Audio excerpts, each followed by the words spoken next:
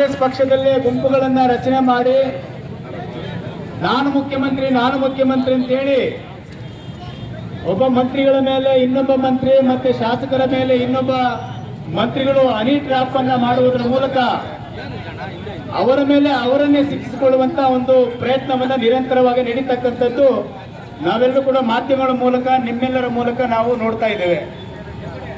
ಆದರೆ ಈ ಜಿಲ್ಲೆಯ ಜನರಿಗೆ ಭಾರತೀಯ ಜನತಾ ಪಾರ್ಟಿಯ ಈ ಹೋರಾಟದ ಮೂಲಕ ತಿಳಿಸಲಿಕ್ಕೆ ಬಯಸ್ತೇವೆ. ಅಧಿಕಾರಕ್ಕೆ ಬಂದ ನಂತರ ಎಲ್ಲ ದಿನನಿತ್ಯದ ಬಳಕೆಯ ವಸ್ತುಗಳ ಮೇಲೆ ಬೆಲೆ ಏರಿಕೆಯನ್ನು ಮಾಡಿರುವುದನ್ನು ವಿರೋಧಿಸಿ ನಾವು ಪ್ರತಿಭಟನೆಯನ್ನು ಮಾಡಿದ್ವಿ.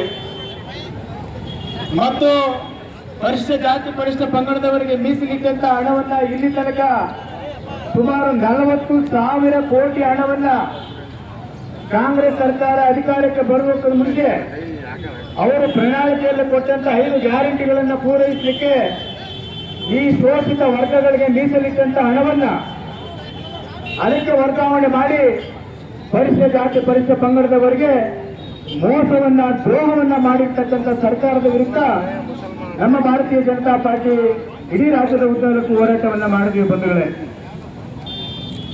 ಮೊನ್ನೆ ನಡೆದಂತ ಆಯವ್ಯಯ ಬಜೆಟಿನ ಮೊದಲು ಇದೇ ಸ್ಥಳದಲ್ಲಿ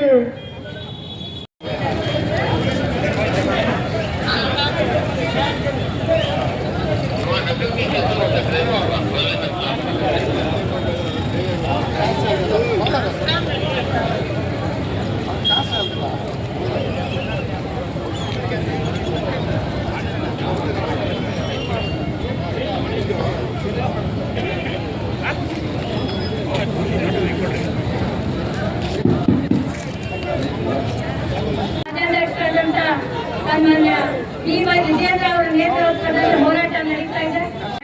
ಗೊತ್ತಿಲ್ಲ ಅವರೇ ಸಚಿವರಾಗಿದ್ದ ರಾಜೇಂದ್ರ ಅವರು 48 ಜನಕ್ಕೆ ಸಿಡಿಗಳು ಅಂತೇಳಿ ಅದರಲ್ಲಿ ಯಾರ್ಯಾರು ಗೊತ್ತಿಲ್ಲ.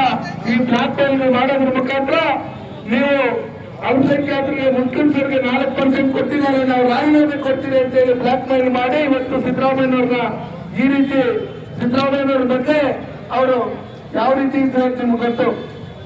ಅದರಿಂದ ಇವತ್ತು ಇವರು ನಡ್ಕೊಂತ ಇರ್ತಕ್ಕಂಥ ರೀತಿ ನೋಡಿದ್ರೆ ಮುಂದಿನ ದಿನಗಳಲ್ಲಿ ಕರ್ನಾಟಕ ರಾಜ್ಯದಲ್ಲಿ ಭಾರತೀಯ ಜನತಾ ಪಾರ್ಟಿ 150ಕ್ಕೂ ಹೆಚ್ಚು ಸೀಟುಗಳನ್ನ ಶಾಸಕರ ಗೆಲ್ಲುವ ಮುಖಾಂತರ ನಾವು ಪರ್ಮನೆಂಟ್ ಆಗಿ ಕರ್ನಾಟಕ ರಾಜ್ಯದಲ್ಲಿ ಭಾರತೀಯ ಜನತಾ ಪಾರ್ಟಿ ಅಧಿಕಾರಕ್ಕೆ ಬರಬೇಕು.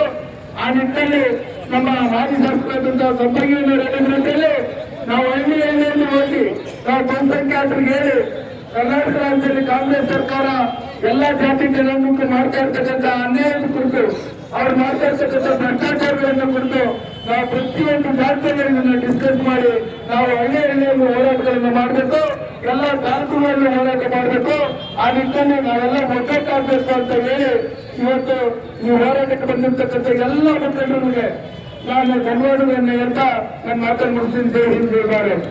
ಈ ತನಕ ಪ್ರತಿಭಟನೆ ಜಿಹಾದಿ ಸರ್ಕಾರ ಕರ್ನಾಟಕವನ್ನ ಮತ್ತೊಂದು ಪಾಕಿಸ್ತಾನ ಮಾಡಿ ಹೊರಟಿದೆ.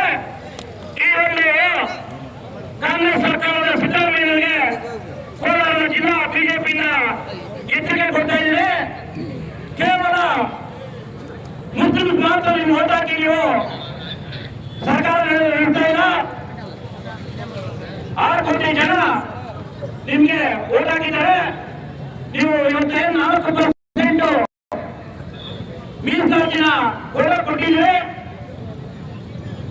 ಇವತ್ತು ಕರ್ನಾಟಕ ಕಳೆದ 2 ದಿವಸದಿಂದ ಒಂದು ರಣರಂಗವಾಗಿ ಪರಿವರ್ತನೆಗೆ ನೇರ ಕಾರಣ ಸಿದ್ದರಾಮಯ್ಯರಾಗಿದ್ದಾರೆ. ಇವತ್ತು ಭಾರತೀಯ ಜನತಾ ಪಕ್ಷದ ಲಕ್ಷಾಂತರ ಕೋಟ್ಯಾಂತರ ಕಾರ್ಯಕರ್ತರು ಜಿಲ್ಲಾ ಕೇಂದ್ರಗಳಲ್ಲಿ ಇವತ್ತು ನಿಮ್ಮ ವಿರುದ್ಧ ಘೋಷಣೆ ಕೊಡ್ತಾ ಇದ್ದಾರೆ. ಈಗಾಗಲೇ ಅರ್ಥ ಮಾಡ್ಕೊಬೇಕಾಯ್ತು.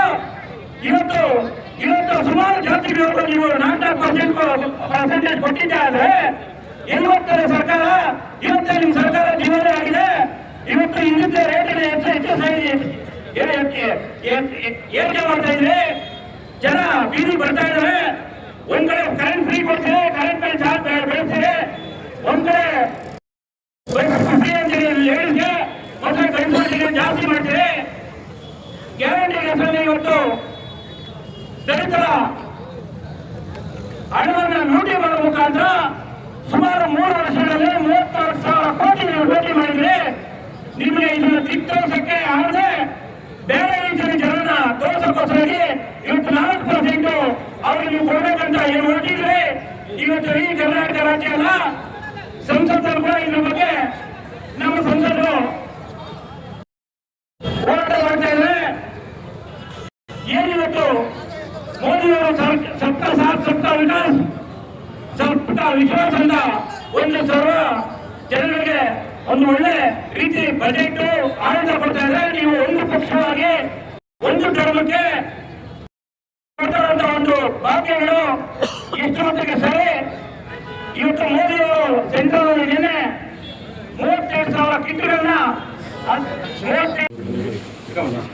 ನಾವು ಅಲ್ಲಿದ್ದೀರಿ ನೀವೇನು ತಗೋ